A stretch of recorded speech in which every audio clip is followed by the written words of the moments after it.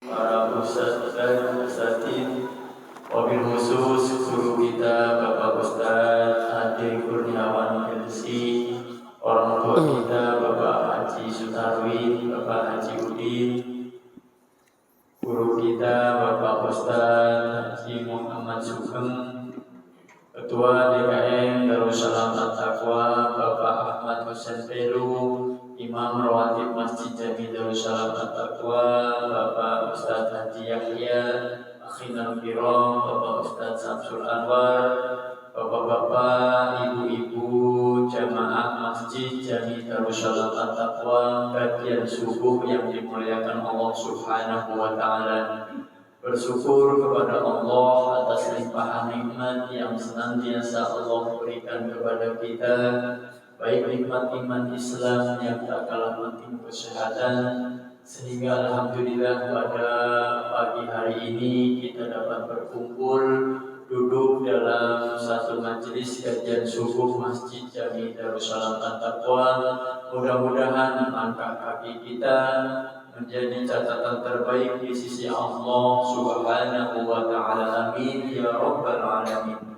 Shalawat teriring salam selalu tercurah kepada junjungan kita Nabi Agung Muhammad sallallahu alaihi wasallam, kepada keluarga, sahabat-sahabatnya, dan tentunya umatnya yang selalu istiqomah menjalankan sunnah-sunnahnya, dengan harapan dan doa kita semua mendapat syafaat yaumil akhir nanti. Amin ya rabbal alamin.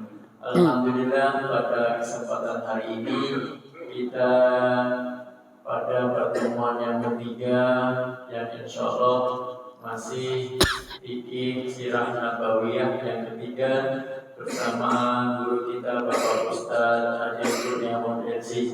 Mudah-mudahan pada episode-episode mendatang para jamaah yang belum sempat hadir dapat hadir di majelis kajian subuh Masjid Jami Darussalam At-Taqwa.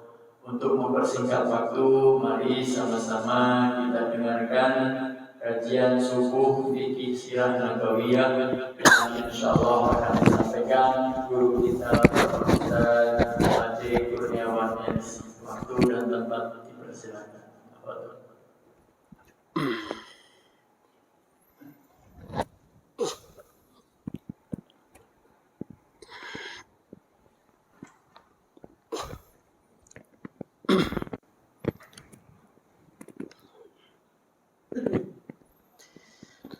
Bismillahirrahmanirrahim. Assalamualaikum warahmatullahi wabarakatuh.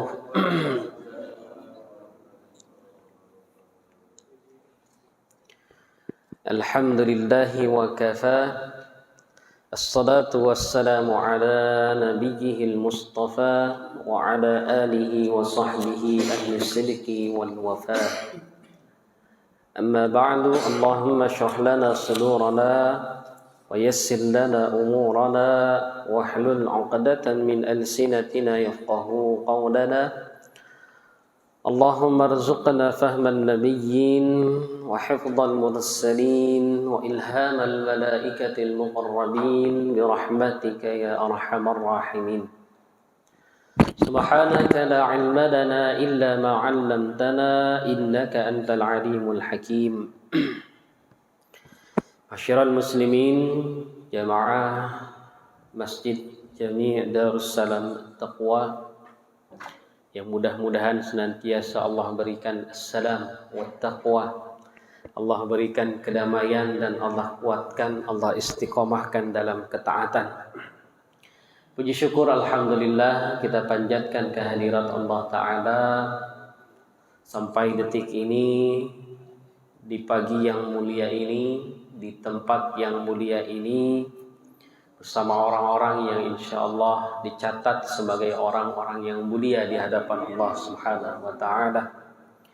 Kita bersyukur alhamdulillah atas segala nikmat yang Allah berikan kepada kita. Mudah-mudahan dengan pandainya kita bersyukur kepada Allah Subhanahu wa Ta'ala, ini menjadi wasilah Allah akan tetapkan dan Allah senantiasa tambahkan keberkahan dari kenikmatan-kenikmatan yang Allah berikan kepada kita. Amin ya rabbal alamin.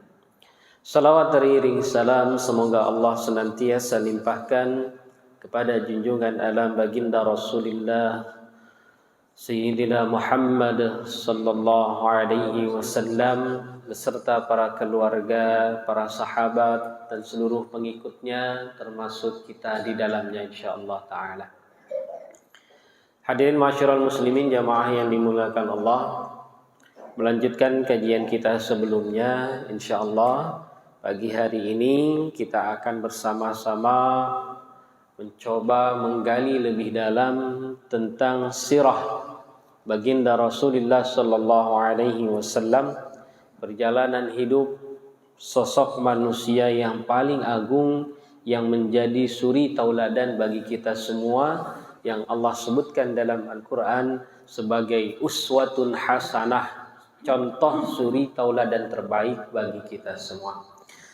Untuk itu mengawali ta'lim kita pada pagi yang berbahagia ini, mari kita baca Ummul Kitab Surat Al-Fatihah, berharap pada Allah Subhanahu wa taala yang pertama agar Allah berikan kemudahan bagi kita untuk memahami apa yang nanti akan kita bahas bersama, dan mudah-mudahan setiap ilmu yang kita dapat di dalamnya Allah jadikan sebagai ilmu yang bermanfaat dunia maupun akhirat. Ala hadhihi niyyah wa ala kulli niyyatin salihah. وإلى حضرة النبي المصطفى رسول الله صلى الله عليه وسلم الفاتحة. أعوذ بالله من الشيطان الرجيم. بسم الله الرحمن الرحيم. الحمد لله رب العالمين الرحمن الرحيم مالك يوم الدين إياك نعبد وإياك نستعين اهدنا الصراط المستقيم صراط الذين أنعمت عليهم.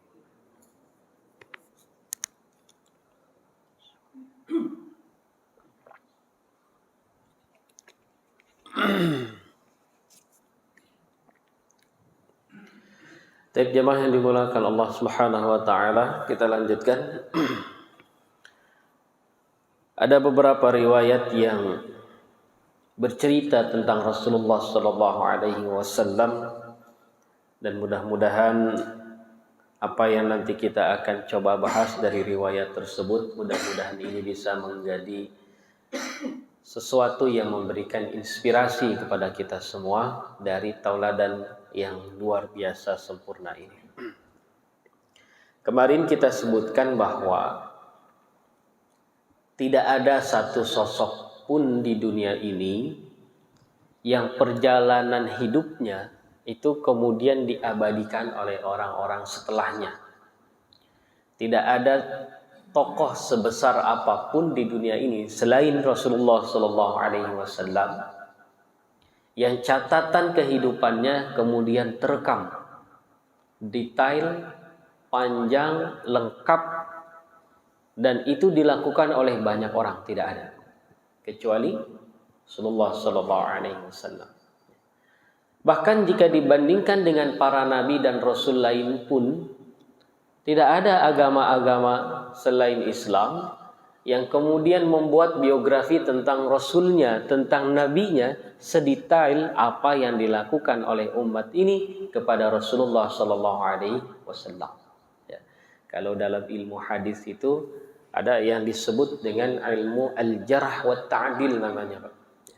Jarh wa ta'dil itu ilmu yang membahas tentang orang-orang yang tercantum namanya dalam mata rantai periwayatan hadis. Jadi kalau kita baca hadis itu suka ada disebutkan an ya, Abi Hurairah, kemudian an Abi Sa'id Al-Khudri, terus kalau dilengkapi semua itu an-annya banyak dia. An fulan, an fulan, an fulan, dari si fulan, dari si fulan, dari si fulan. Fulan yang meriwayatkan ini nanti oleh para ulama dicek kualitas kepribadiannya, dicek hafalannya, dicek kesolehannya.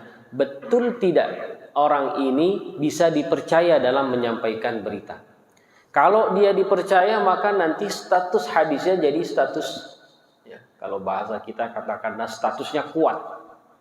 Kalau yang nanti dalam periwayatannya ada orang-orang yang dinilai cacat dari sisi kepribadian, maka hadisnya nanti kita sebut hadis lemah.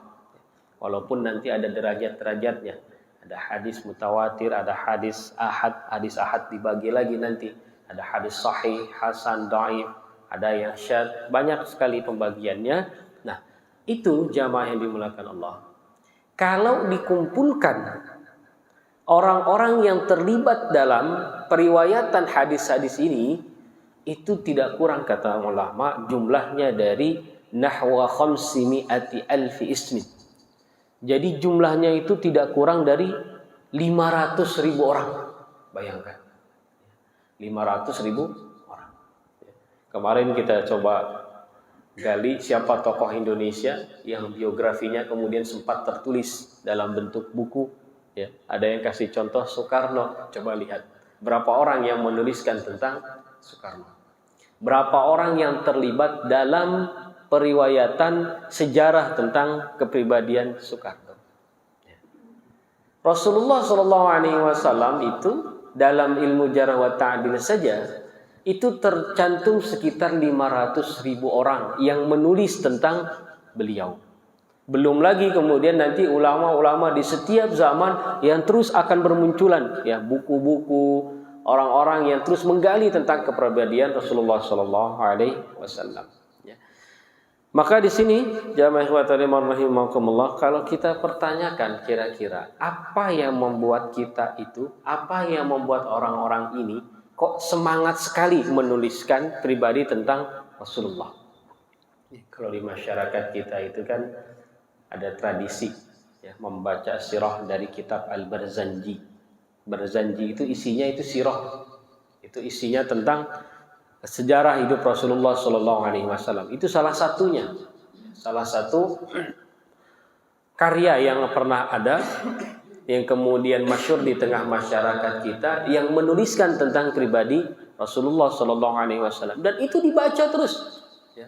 Bahkan di setiap momen apapun, terkadang masyarakat kita itu, ya, tanpa tahu momennya apa, pokoknya yang bacanya, yang penting bacanya Barzanji, gitu ya. Nah, ini semangat yang ditumbuhkan karena apa? Karena mahabbah, karena cinta kepada Rasulullah SAW. Ya, walaupun nanti kita punya PR, bagaimana kemudian melengkapi kecintaan itu dengan ilmu. Karena kalau tidak dibarengi dengan ilmu, nanti bisa berpeluang untuk terjadi kesalahan-kesalahan dalam mengekspresikan cinta kepada Rasulullah SAW. Alih-alih ingin mencintai Rasul, ternyata kita terjerumus kepada satu perbuatan yang ternyata itu dibenci oleh Rasulullah SAW. Nah, di sini pentingnya kita belajar. Fa anna kulla siratin Nabi sallallahu alaihi wasallam tad'u ila mahabbati. Jadi setiap sirah Rasulullah sallallahu alaihi wasallam itu memang mengajak kita, menggiring kita untuk mencintainya. Hatta syaklih zahir, bahkan sampai perwujudan zahirnya saja, Pak. Penampakan fisiknya Rasul itu bisa memberikan satu stimulus untuk kita mencintai dan mengidolakan beliau. Nanti kita bahas bagaimana tafsil detail syaklnya Rasul, fisiknya Rasul seperti apa. Sya'ruhu, wajhuhu, jamaluhu, malbasuhu, hayatuhu, ya. Mulai dari pakaiannya seperti apa, rambutnya Rasul itu seperti apa bentuknya, wajahnya, gantengnya beliau, kemudian gaya duduk, gaya berjalan, gaya tidur beliau seperti apa. Ini kalau nanti dikaji, Pak, dia akan menjadi sesuatu yang tanpa disadari sebenarnya itu menjadi role model bagi kita meniru dia. Nah, penulis kemudian membandingkan dengan, ini contoh sederhana, bagaimana kita itu terkadang, Pak, dalam kehidupan seharian itu gampang sekali kagum, terpukau dengan seseorang yang kita anggap dia memiliki kelebihan. Dan kecenderungan kita kalau sudah kagum pada seseorang, pada satu sosok, kita akan ikuti dia. Ya. Saya belum lama gabung sama teman-teman anak muda, Pak. Ya, jadi ini ada komunitas anak-anak muda, lalu kemudian saya tergabung dan saya coba meneliti sedikit yang semampu saya bisa. Kita tanya apa kesukaan mereka. Ya. Yang menarik adalah ada salah satu anggota ini, ya saya anggapnya sebagai klien, sebagai objek dakwah nantinya. Itu saya tanya, mau cerita tentang apa? Saya bilang, mau ngobrol tentang apa? Kata dia, ini belum tahu bahwa kita ustadz. Terserah maunya suka tentang apa. Ya, ngobrol apa? Saya bilang apa saja. Insya Allah saya bisa ngimbangin kok. Ya, mau ngobrol tentang apapun saya bisa ngimbangin. Ternyata dia bilang ini usianya 22 tahun. Ya, kalau saya sih sukanya K-pop. K-pop tahu Pak? Artis-artis Korea itu, ya, yang laki-laki ganteng-ganteng, terus beberapa orang bisa nari, bisa nyanyi gitu. Waduh, saya bilang ini PR nih, ya. PR nam, karena saya nggak ngerti tentang mereka. Ya, saya nggak tahu. Saya tahu saja bahwa sekarang di Korea itu artis-artis yang begitu itu jadi satu objek industri. Ini bedanya dengan di kita. Di kita dulu sempat ada seperti itu. Jadi hal-hal yang diangkat ke media, masuk ke televisi, lalu kemudian jadi tontonan masyarakat, dan itu dipelihara. Dipelihara dalam arti disupport, diberikan dana, lalu kemudian difasilitasi, dipasarkan secara massal. Kita pernah ada, cuma sayangnya dulu di kita yang ada itu apa? Itu film-film hantu. Ya. Itu harus tahu kita. Kenapa anak-anak kita itu sampai sekarang mungkin kita juga belum bisa melepaskan diri dari nama-nama hantu yang sebenarnya itu cuma ada di Indonesia. Coba lihat, cari di kamus mana ada kata kuntilanak, nggak ada, cuma di Indonesia. Genderuwo, ya, suster ngesot, gitu.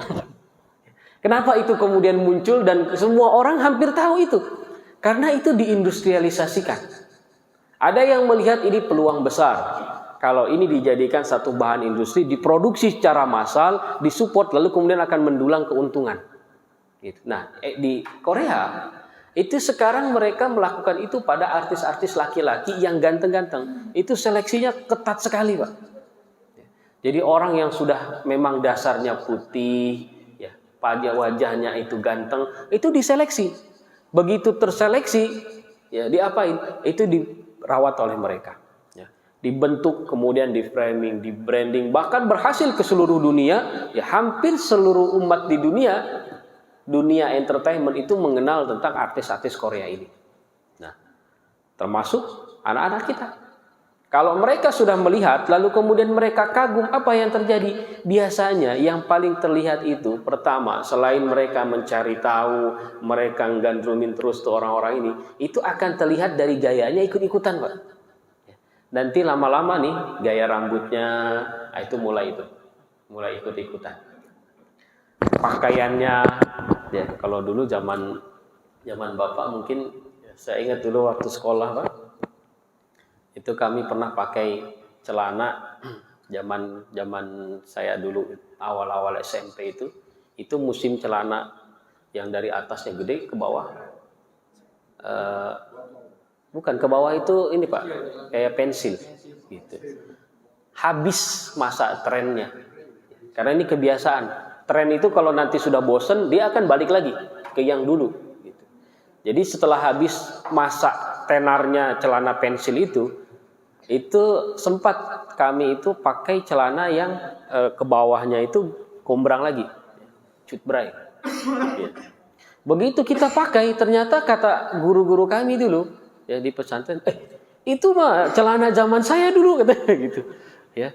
Terus saya coba cari-cari, ternyata dulu pernah ada artis yang memang dikagumi oleh masyarakat kita ya. Kalau tidak salah artis dangdut dulu Pak ya. Ya, Rafiq gitu ya. Dengan gayanya seperti itu, lalu kita terkagum-kagum, itu satu Indonesia semua ikut. Ya, anak-anak muda itu gayanya pakai celana begitu.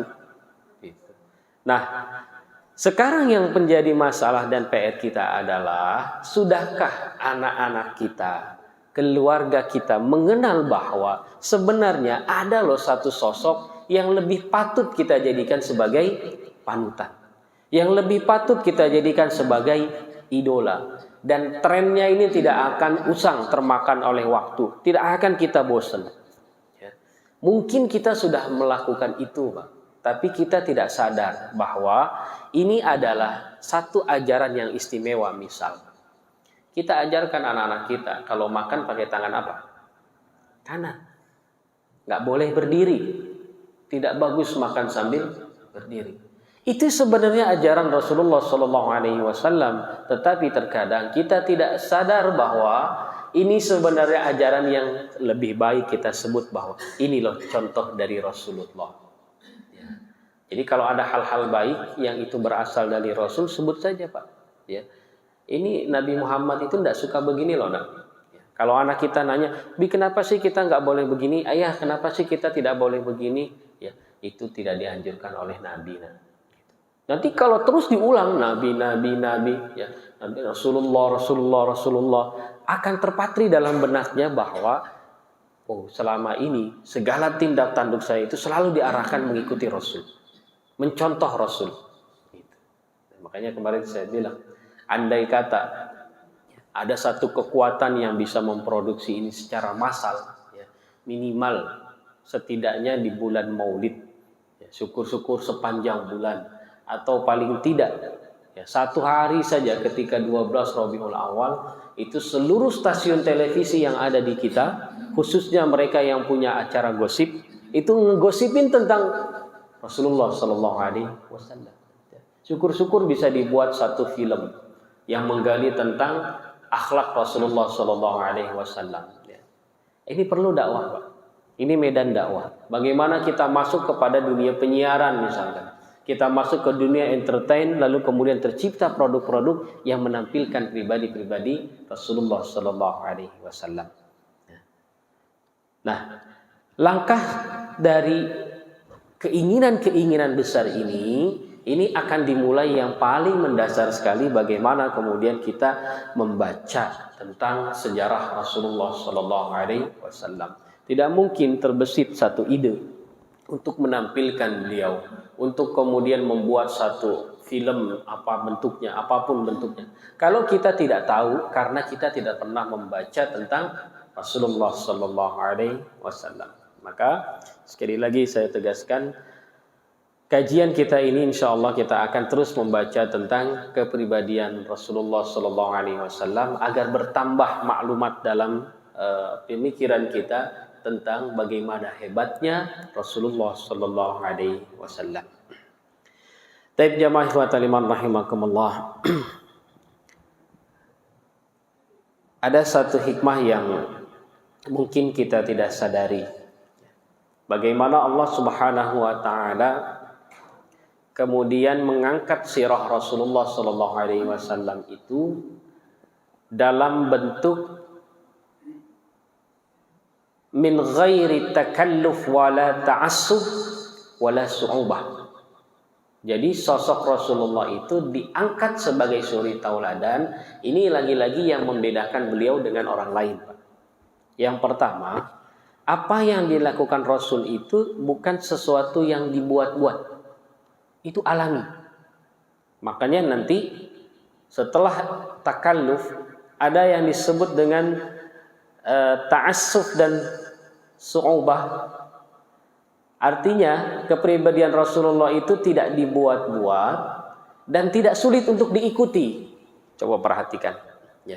Bandingkan sirah Rasul dengan sirah orang-orang hebat lainnya. Jangan jauh-jauh deh. Jangan cerita tentang superhero. Kita cerita para ulama saja.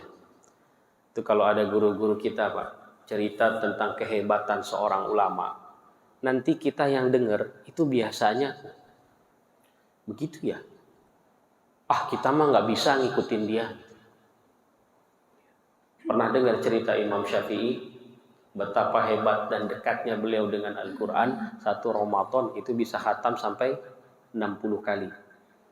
Coba kebayang nggak?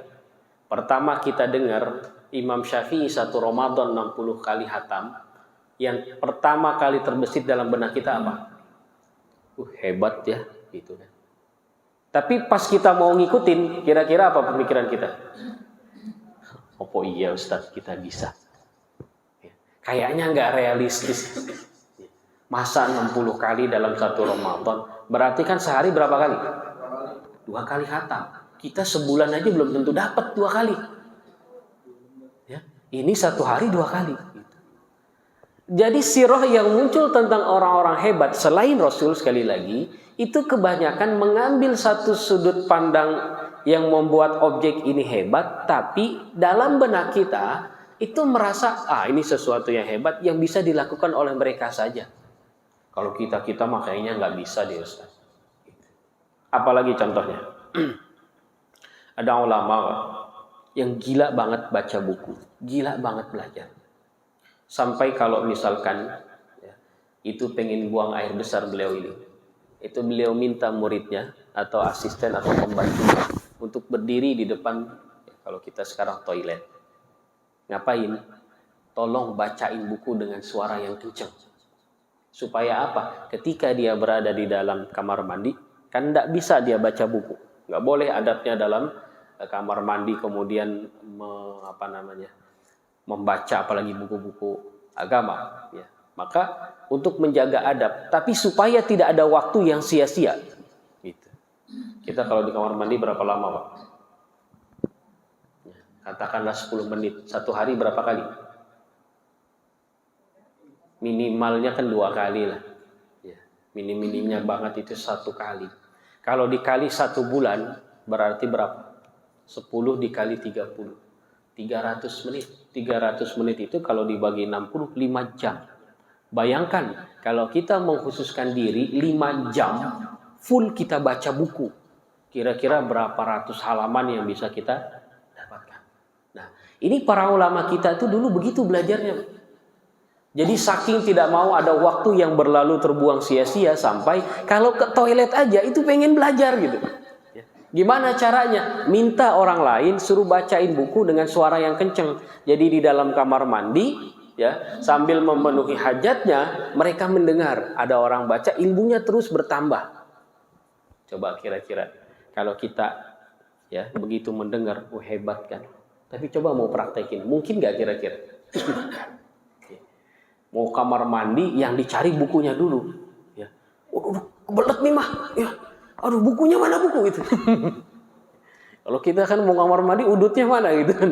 Koreknya mana koreknya? Jangan sampai ketinggalan, misalkan gitu. Ya. Pernah kepikiran sekali-kali gitu, Pak. Supaya waktu 10 menit dalam kamar mandi itu jangan terbuang sia-sia. Nggak usah baca buku deh, ngapain kayak gitu. Tapi kita berpikir, gimana caranya ya sambil buang air 10 menit tidak terbuang sia-sia. Nggak kepikir. Dan banyak lagi cerita-cerita ekstrim yang kadang kita, iya gitu, kita bisa ngikutin kan begitu. Nah, ada satu cerita, ada satu buku khusus sebenarnya, judulnya itu Safahat min Sabrin Ulama fi Nailil Ilmi wal Furas. Itu buku bercerita tentang cerita-cerita luar biasa para ulama dalam belajar. Ada satu cerita yang sampai sekarang itu saya terngiang sekali. Ingat betul waktu ada salah seorang guru menyampaikan bagaimana orang belajar itu butuh pengorbanan dan butuh waktu yang lama. Jadi ada salah seorang ulama namanya Ibrahim Al-Makki kalau tidak salah. Itu hidup di masa Imam Malik. Kebetulan tinggalnya bukan sedaerah sama Imam Malik. Beda kota, mungkin beda negara. Saking pengennya belajar, dulu kan tidak kayak kita, buka YouTube bisa kelihatan, harus datang ke guru. Ibrahim Al-Makki ini dulunya itu belum nikah, masih muda. Saking pengennya belajar, lalu kemudian masuk masa pernikahan, dia nikah. Masih pengantin baru, tapi sudah sempat bulan madu, sudah sempat. Saking pengennya belajar, dia pamit sama istrinya. Pengen belajar ketemu sama Imam Malik. Ya mungkin dengan motivasi tertentu, istrinya luluh, ya sudah, tidak apa-apa mas, monggo kalau mau belajar. Nah, tapi sudah sempat bulan madu nih Pak. Jadi dia pergi ke Imam Malik, ternyata hasil bulan madunya itu sudah membuahkan gitu. Si istri hamil. Ibrahim Al-Makki ini nggak tahu. Dia belajar sampai Imam Malik itu berapa lama? Coba. Kalau orang kita pengantin baru, terus ada dinas keluar kota, kira-kira tahan berapa lama? Yang ada kan kadang kita jadwal apapun kita cancel, ya, ambil cuti misalnya. Ini nggak ditinggal berapa lama? Ya. Apa tahu berapa lama? Sampai kemudian satu hari Ibrahim Al-Makki ini, ya karena saking lamanya mulazamah itu berguru terus-terus sama Imam Malik, sampai akhirnya yang tadinya beliau statusnya sebagai murid, di kemudian hari diangkat sebagai guru. Jadi ngajar di majelisnya Imam Malik itu. Ketika beliau mengajar, ada satu anak muda datang. Minta pada asistennya, saya ingin ketemu dengan Syekh Ibrahim Al-Makki. Disampaikanlah, Syekh, ada anak muda mencari antum. Oke, ditanya. Gitu kan. Suruh masuk, begitu ketemu Pak, itu dipeluk sama Ibrahim Al-Makki. Ibrahim Al-Makki itu dipeluk sama anak ini. Dipeluk, ketika dipeluk kata Ibrahim, tunggu. Ya. Saya kenal parfum kamu nih. Jadi anak muda itu pakai parfum. Kata Ibrahim Al-Makki, saya kenal parfum kamu. Ya. Ini parfum persis kayak parfum istri saya nih. Gitu. Ini anak muda tahu usianya berapa Pak? 17 tahun. Apa kata anak ini? Ya, ini parfum yang dipakai oleh ibu saya. Jadi ternyata anak muda ini Pak, itu anak yang dulu hasil Ibrahim Al-Makki sama istrinya bulan madu, belum sempat dia nyaksiin anaknya ini lahir. Sampai berapa lama? 17 tahun nggak ngelihat, tiba-tiba anaknya nyusul bapaknya. Belajar sampai 17 tahun, ninggalin istri yang baru dinikahin. Sampai anaknya lahir dia nggak tahu, anaknya seperti apa nggak tahu. Tiba-tiba nongol anaknya sudah usia 17 tahun. Berarti 17 tahun dia tinggalkan itu demi untuk belajar. Kita kalau dengar begitu, apa iya Ustaz? Ya. Ya. Apa iya gitu loh, anak kita nanti begitu lulus, habis nikah dia suruh pergi misalkan nyantri atau pesantren, udah 17 tahun lu nggak usah pulang-pulang gitu. Jadi kehebatan dari cerita-cerita orang hebat yang sampai kepada kita, bahkan para ulama sekalipun, itu terkadang menunjukkan atau menonjolkan sisi-sisi yang kita lihat kayaknya kita susah deh kalau mau ngikutin mereka. Gitu. Nah, bedanya dengan Rasulullah SAW, ketika kita baca tentang sejarah Rasul, itu nggak ada Pak. Yang terbesit dalam benak kita itu, oh Rasul itu begitu ya. Nanti abis ini mau ikutin Rasul gitu. Sedikit sekali cerita-cerita yang menunjukkan keheroikan Rasulullah SAW dan membuat kita itu kemudian susah mengikuti. Nah, sebaliknya, kita kalau baca tentang Rasulullah itu, oh iya ya, ternyata begitu Rasul. Dan itu langsung terbesit dalam benak kita. Gampang Pak kalau mau ngikutin. Gampang. Nah, makanya seolah ini didesain, dan memang ini desain Allah Subhanahu Wa Taala menjadikan sirah Rasulullah Sallallahu Alaihi Wasallam itu bisa diikuti, bahkan, nah ini hebatnya lagi, bisa diikuti oleh semua kalangan. Kita kan ngelihat tadi misalkan contoh ulama, kalau yang bacanya, ya, misalkan orang yang bercita-cita jadi orang kaya dari sisi bisnis, mereka akan bilang, ya itu kan Imam Syafi'i Ustaz. Beliau kan memang jalurnya pengen jadi alim. Nggak sempet toh Imam Syafi'i mikir bagaimana caranya membangun jaringan bisnis dengan investasi saham di sekian perusahaan. Gitu. Saya kan seorang pengusaha, jadi nggak cocok lah kalau saya ngikutin Imam Syafi'i misalkan. Atau sebaliknya, kita mendengar cerita orang-orang sukses yang sekarang itu punya harta, punya aset bisnis, ya triliunan rupiah, lalu kemudian ada cerita dulu dia juga pernah jualan asongan kok waktu kecilnya. Lihat bagaimana cerita suksesnya. Lalu begitu kita melihat, kita akan bilang, tapi saya kan seorang ustadz, masa iya kita mau ngikutin kayak dia, harus kerja banting tulang tiap malam. Saya nggak ngerti dunia itu Ustadz, dunia saham. Sehingga ada gap. Ketika kita melihat orang hebat, kita akan lihat profesinya apa, bidangnya apa. Nah, Hebatnya Rasulullah Shallallahu Alaihi Wasallam, apapun bidang kita nanti yang membaca tentang sirah beliau, itu akan ada contohnya yang cocok. Fal hakim, seorang hakim, yajidu fi siratin Nabi Sallallahu Alaihi Wasallam unmudad al-adli wal insafi wat tawadu. Kalau kita jadi seorang hakim, Pak, kita baca sejarah Rasul, kita akan menemukan bagaimana Rasulullah adalah hakim yang paling adil, hakim yang paling betul-betul objektif, dan hakim yang betul-betul tawadhu. Dapat. Bagaimana Rasulullah Sallallahu Alaihi Wasallam yahfadul uquq wal huquq wal amwal. Rasulullah itu kalau menjadi hakim, menghakimi kasus-kasus yang datang kepada beliau, itu betul-betul tidak ada sedikit pun yang terdolimi. Bahkan hebatnya beliau itu ketika menghakimi dua orang yang berbeda dengan satu kasus yang sama, terkadang keputusannya berbeda. Ya. Pernah ada satu ketika ada anak muda, ya mungkin pengantin baru, nanya kepada Rasulullah SAW, ya Rasul, kalau saya sudah selesai wudhu, lalu kemudian saya cium istri saya, apa wudhu saya batal? Kata Rasulullah, ya batal.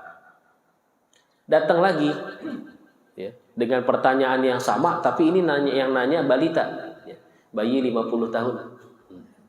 Ya. Ditanya, ya Rasul, kalau saya sudah wudhu, lalu kemudian saya cium istri saya, apa batal? Oh enggak. Apa bedanya? Kasus yang sama untuk orang yang berbeda itu dampaknya bisa berbeda, Pak. Bagi orang tua, ciuman kepada istri itu murni ciuman kasih sayang tanpa ada unsur syahwat, dan itu bisa dikendalikan. Tapi kalau anak muda yang baru nikah, awalnya niatnya sayang, tapi kalau keterusan lama-lama bahaya. Nanti setelah wudhu bisa langsung bablas tuh. Makanya mencegah ini kemudian dikatakan. Dari sini nanti para ulama kemudian mengambil istinbat hukum. Dan dari situ kita melihat bagaimana Rasulullah itu memutuskan satu perkara itu berbeda-beda sesuai dengan kondisi orang yang meminta. Ada kondisi lain Rasulullah kemudian tegas tanpa pandang bulu. Siapa orang yang kemudian meminta tidak peduli, begini hukumnya. Apa contohnya? Salah seorang sahabat, ya, sahabiyah dari Bani Makhzum, Al-Makhzumiyah, datang kepada Rasulullah Sallallahu Alaihi Wasallam. Ada pemuka kaum dari kaum Bani Makhzum ini, anaknya kedapatan mencuri. Hukum Islam mengatakan dia harus dipotong tangannya. Pemimpin kaum ini kemudian datang kepada Rasul, ngemis, ya Rasul, tolonglah. Apa enggak bisa itu digeser sedikit hukum? Apa enggak bisa dipoles sedikit hukumnya? Ya anak saya dikasih hukuman, tapi jangan potong tangan deh. Berapa upetinya? Kita akan bayar. Nah, ini yang terjadi sekarang nih, Pak. Ya. Tapi kalau Rasulullah SAW apa dia bilang? Lau anna Fatimah binta Muhammadin saraqat. Kalau anakku Fatimah dia mencuri, la qata'tu yadaha, aku yang potong tangannya. Gitu. Ini kalau ada hakim seperti ini di masa sekarang, wah, itu kasus Sambo nggak sampai lama tuh, Pak. Bener. Saya berapa kali ngelihat itu persidangannya, ya Allah, ya, terlihat sekali gitu. Bagaimana uang itu bisa mengendalikan segala sesuatu ya. Nah, kembali ke cerita Rasulullah SAW, bahwa beliau itu sosok yang bisa diambil contohnya oleh siapapun. Bagi hakim ada contohnya. Saya kan seorang ustadz, saya seorang guru, saya ingin menjadi penuntut ilmu yang abadi, yang sejati. Ya. Al-alim yajidu fi sirati Rasulillah sallallahu alaihi wasallam tariqata nashril ilmi wa tawsilihi ilan nas. Orang alim itu kalau mau lihat contoh bagaimana dia bisa menyebarkan ilmunya, ada contohnya pada Rasulullah. Ya. Saya lupa apa pernah cerita atau belum tentang bagaimana Rasulullah sallallahu alaihi wasallam itu berdakwah pada seorang sahabat yang ketika itu dia baru masuk Islam dan dia nggak tahu, Pak. Dia nggak tahu. Ceritanya sholat jamaah, lagi sholat di masjid, ya. Lagi sholat, ada yang bersin. Ya. Nah, dia ingat sabda Rasulullah Sallallahu Alaihi Wasallam, "Idza atisa ahadukum, fahamidallah, Lalu kemudian kalau ada orang yang bersin, dia kemudian mengucapkan alhamdulillah, yang ngedengar suruh ngapain? Fasyammit. Jawabnya dengan yarhamukallah. Jadi ini orang lagi sholat, ngedengar ada orang bersin, alhamdulillah, dia ngomong lagi sholat, yarhamukallah gitu. Lagi sholat begitu, tiba-tiba dipelototin sama orang yang lain ada di situ. Ini orang gimana gitu kan? Gitu. Tapi setelah itu disamperin oleh Rasulullah Sallallahu Alaihi Wasallam dan beliau kemudian mengatakan, lihat ungkapannya. Saya agak lupa redaksi aslinya dalam bahasa Arab, tapi intinya beliau hanya bilang bahwa sholat itu isinya hanya doa. Sholat itu la yasluhu fihi kalamun nas. Orang kalau lagi sholat itu tidak boleh ada ucapan manusia. Maksudnya kita tidak boleh berkata apapun kecuali bacaan-bacaan sholat. Lalu ketika mendengar itu Pak, orang ini bilang, demi Allah, seumur hidup saya belum pernah melihat ada seorang guru yang menyampaikan materi selembut cara Rasulullah Sallallahu Alaihi Wasallam. Jadi ini kasus yang sama, responnya juga alami. Orang-orang begitu ngelihat ini lagi sholat, yarhamukallah, semua melotot dan matanya itu. Tapi ketika Rasulullah Sallallahu Alaihi Wasallam yang maju, orang ini merasakan satu kedamaian. Begitu loh cara Rasulullah itu menyampaikan, hanya mengatakan bahwa sholat itu nggak boleh ada campur tangan ucapan manusia. Itu saja. Itu. Kalau Bapak mau sekali-kali ngerasain gitu ya, sholat Jumat nanti begitu orang sudah kumpul, buat yang aneh-aneh gitu, yang agak nyentrik gitu. Maju ke depan misalkan di sini nih sholat yang soft ini kan nggak dipakai nih ya, tiba-tiba kemudian Bapak masuk ketika semua jamaah sebelum khatib naik mimbar, maju ke depan sini ya, di tempat imam sholat sunnah gitu. Secara hukum sah nggak?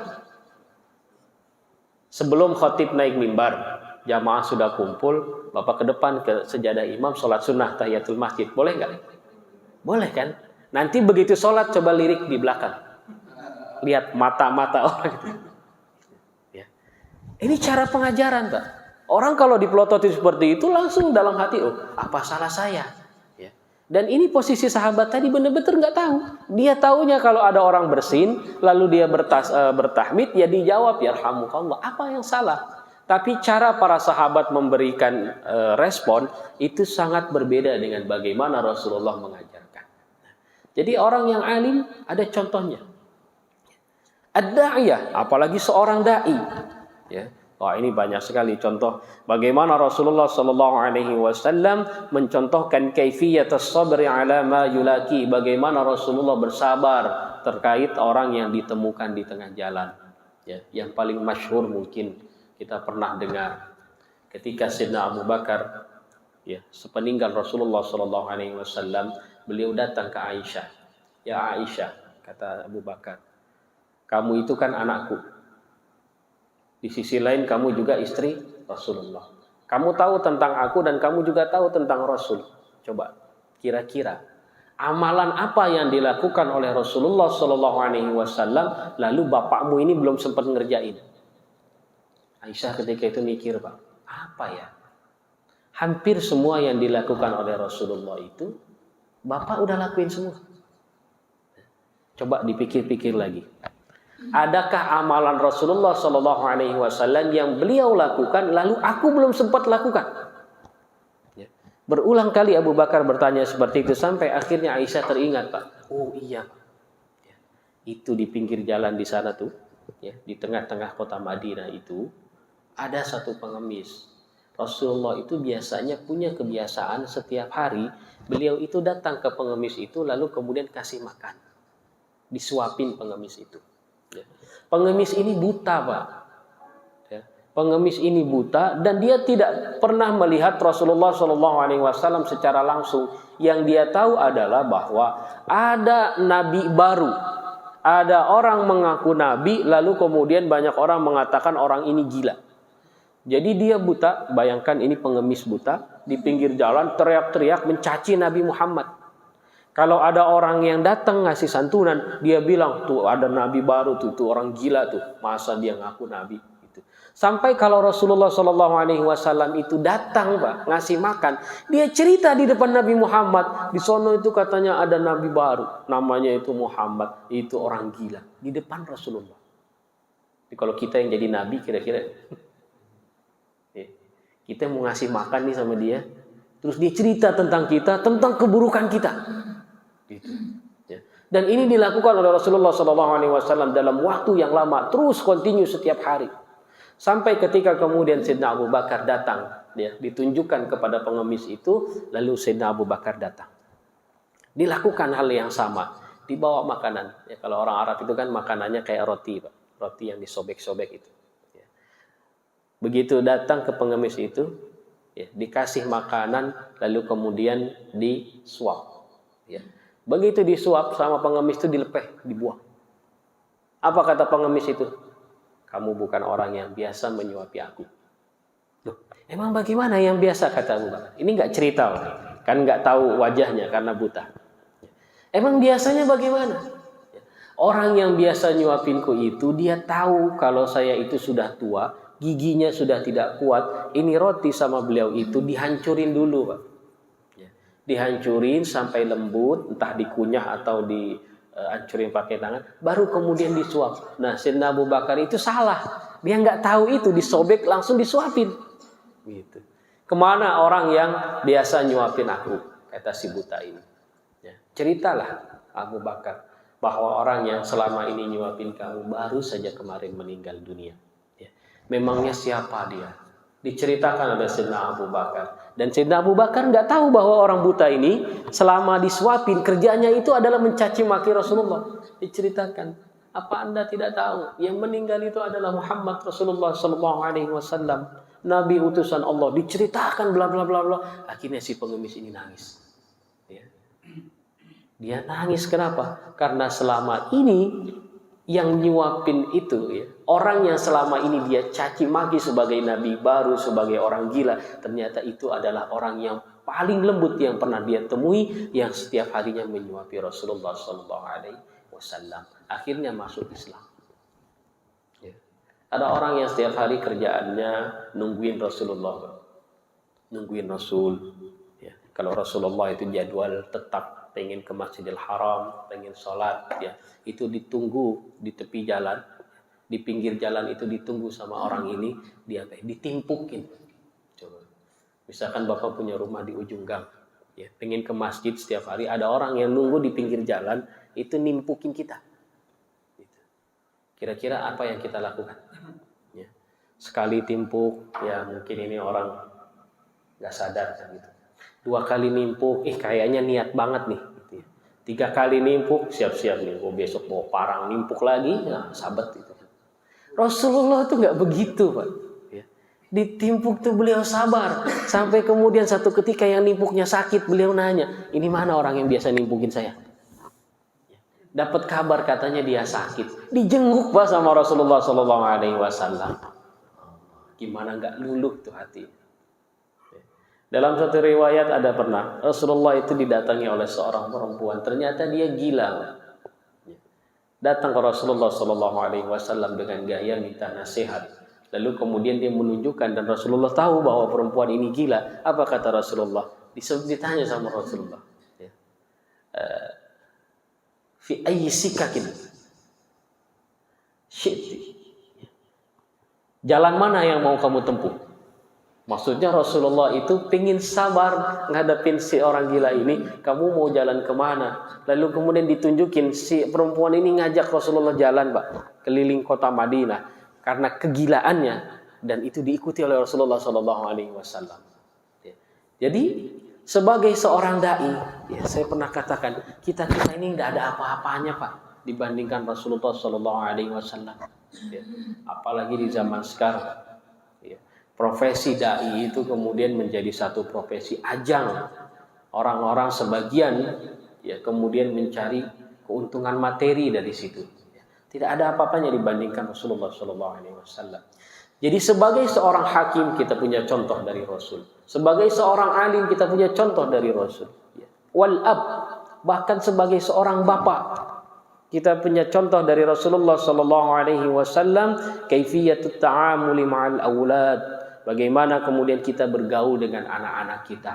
Bagaimana kita memberikan hak, kewajiban ke anak-anak kita. Bagaimana kita memperhatikan ya, anak-anak kita. Ini pelajaran, Pak. Nanti kita bahas detailnya.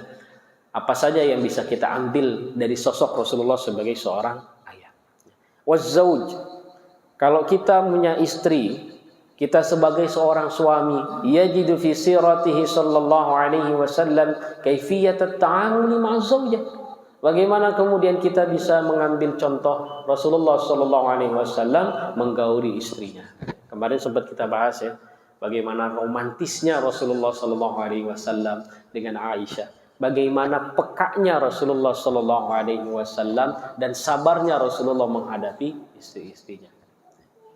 Kalau yang ibu kemudian bertanya, Ustadz kalau perempuan bagaimana? Ngambil contoh dari Rasul. Hatta zaujah. Bahkan para perempuan, para istri, kalau baca tentang kepribadian Rasulullah sallallahu alaihi wasallam, maka kita akan melihat kaifiyat Rasulullah sallallahu alaihi wasallam, bagaimana cara Rasulullah mempergauli istri-istrinya, lalu kemudian kita lihat taujihatihi, apa arahan Rasulullah terhadap istri-istrinya. Wa ta'limihi linisaihi, bagaimana Rasulullah mengajarkan istri-istrinya. Wa muamalati nisaihi, bagaimana cara istri-istrinya itu bergaul kepada Rasulullah sallallahu alaihi wasallam. Intinya adalah saya ingin katakan tadi, kalau biografi orang-orang hebat selain Rasul terkadang kita susah mengikutinya. Tapi kalau Rasulullah itu kepribadiannya gampang dan bisa diikuti oleh siapapun. Yang profesi hakim, yang profesi sebagai guru, profesi sebagai da'i, bahkan ayah ataupun suami, istri sekalipun. Dan hebatnya contoh Rasulullah ini juga bisa dicontoh oleh semua kondisi. Mau itu orang kaya bisa ngikutin Nabi. Orang miskin apalagi. Orang yang sehat bisa ngikutin Rasul. Yang sakit juga ada contohnya. Ada contoh buat kita yang sering perjalanan kemana-mana. Ada contoh buat kita yang gak pernah jalan-jalan. Ada contohnya. Bagaimana Rasulullah memberikan contoh beribadah dalam kondisi safar, dalam kondisi mukim. Ada contoh bagaimana Rasulullah ketika memenangkan satu peperangan. Juga ada contoh bagaimana kalanya beliau kemudian Allah takdirkan mengalami kekalahan. Jadi episode Rasulullah Shallallahu Alaihi Wasallam yang terangkum dalam masa hidup beliau selama 60 tahun itu ternyata menjadi semua contoh bagi seluruh jenis kondisi kehidupan kita. Sehingga tidak ada alasan bagi kita untuk tidak mencontoh Rasulullah Sallallahu Alaihi Wasallam. Itulah yang dimaksud oleh penulis ini. Salah satu penafsiran kenapa Rasulullah Sallallahu Alaihi Wasallam itu disebut dengan rahmatan lil alamin. Wa ma arsalnaka illa rahmatan lil alamin. Maksudnya rahmat lil alamin itu Rasulullah itu jadi rahmat, jadi anugerah, jadi karunia bagi semua orang. Jangankan orang yang baik yang dekat dengan beliau, bahkan musuhnya saja itu bisa mengambil contoh dari Rasulullah sallallahu alaihi wasallam. Baik jamaah ikhwatal iman rahimakumullah. Ini sebatas motivasi di awal betapa kita harus betul-betul mengkhususkan diri untuk menggali tentang kepribadian Rasulullah sallallahu alaihi wasallam. Insyaallah nanti di pertemuan berikutnya kita akan lanjutkan ya. Yang pertama kita akan coba khatamkan buku ini, Pak ya. Ini buku judulnya Ma'al Mustafa Rasulullah sallallahu alaihi wasallam, bersama Rasulullah sallallahu alaihi wasallam. Jadi ini kumpulan kisah-kisah inspiratif dari kepribadian Rasulullah sallallahu alaihi wasallam, sedikit berbeda dari urutan kitab-kitab sirah pada umumnya. Biasanya kalau kitab-kitab sirah itu mengambil kehidupan Rasul dari masa lahirnya terus berdasarkan kronologis usianya. Kalau ini tidak. Ini mengambil segmen dari celah-celah kehidupan Rasulullah yang sangat-sangat segmented dan aplikatif dalam keseharian. Insyaallah Mudah-mudahan Allah panjangkan umur kita, Allah sehatkan badan kita, dan Allah kuatkan kita untuk senantiasa istiqomah dalam ketaatan. Baik, sebelum diakhiri, barangkali ada yang ingin menambahkan atau memberikan tanggapan atau pertanyaan. Silahkan. Silakan Bapak-Bapak, kalau ada pertanyaan baik berkenaan dengan tema atau mungkin di luar, insya Allah bisa dijawab ya Ustaz ya. Kalau bisa dijawab, kalau nggak bisa dijadiin buat PR. Insya Allah. Ibu-ibu di belakang ada pertanyaan, Bu?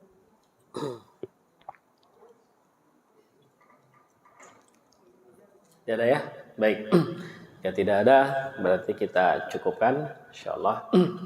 Mudah-mudahan apa yang kita bahas sedikit banyaknya bisa menambah wawasan kita, mempertebal keimanan kita, dan semoga memotivasi kita untuk beramal lebih baik lagi, khususnya dalam hal bagaimana kita mencontoh Rasulullah sallallahu alaihi wasallam.